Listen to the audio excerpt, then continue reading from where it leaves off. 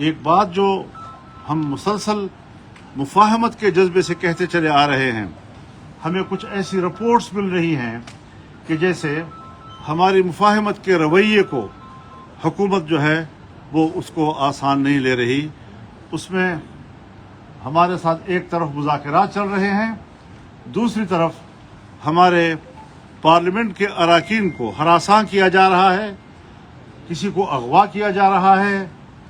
جمعیت علماء اسلام کے اراکین پارلیمنٹ ایک آدھ تو اس وقت اغوا ہو چکے ہیں، ان کے بچے میرے گھر میں بیٹھے ہوئے ہیں، اور ایک کو دھمکیاں دی گئیں، ایک کو رشوتیں پیش کی گئیں، بڑی بڑی رشوتیں پیش کی گئیں. لیکن اس قسم کے رویوں کے بعد اگر حکومت کا یہ رویہ رہتا ہے، جس طرح آج شاہ محمود قریشی کے بہو کے ساتھ ہوا، ہمارے اختر مینگر صاحب ان کی خاتون رکن کے ساتھ، جو اس نے خود بیان بھی دیا ہے کہ کتنا پریشر ہے اس کے اوپر، ان کے جو رکن سینٹ ہیں ان کی طرف سے بھی شکایات آ رہی ہیں.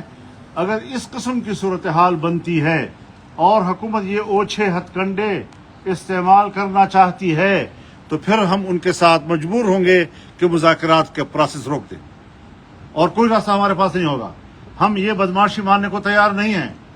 ہم سے بات کرو احترام کے ساتھ جواب دیں گے، دلیل کے ساتھ بات کرو، دلیل کے ساتھ جواب دیں گے، پورے احترام کے ساتھ دیں گے، آپ کو مطمئن کریں گے، آپ ہمیں مطمئن کریں. یہ سیاست کا میدان ہے. لیکن جو حرکتیں آپ کر رہے ہیں پاکستان کی تاریخ میں بھی ہم نے یہ قبول نہیں کی، آج بھی اس کو قبول نہیں کیا جا سکتا. اگر آپ کا رویہ بدماشی کا ہوگا تو پھر ہم بھی اپنا رویہ بدماشی کا جانتے ہیں.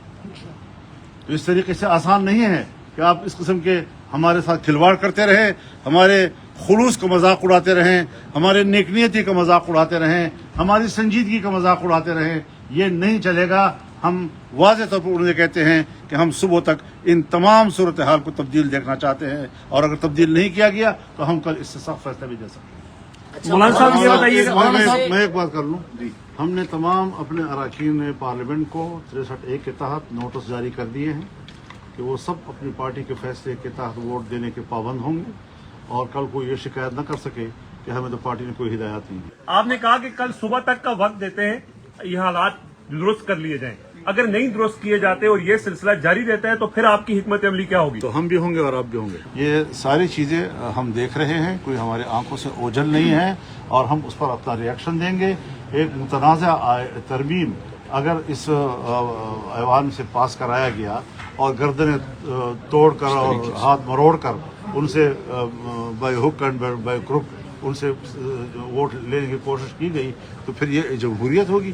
پھر ہم کہیں گے، آپ کہتے ہیں نا پھر کیا کرو گے، پھر ہم کہیں گے کہ اس نامزد پارلیمنٹ اتنی بڑی قانون سازی اور آئین سازی اور ترمیم کا حق نہیں ہے. ہمیں اس پر مجبور نہ کیا جائے کہ ہم دوبارہ اس موقع پہ چلے جائیں کہ پارلیمنٹ جو ہے ہم اس کے کسی قسم کے کارروائی میں پھر شامل نہ ہوں. یہ پھر بہت بڑا اقدام ہوگا جو ہمیں بہت بڑا چیلنج دیا جائے گا.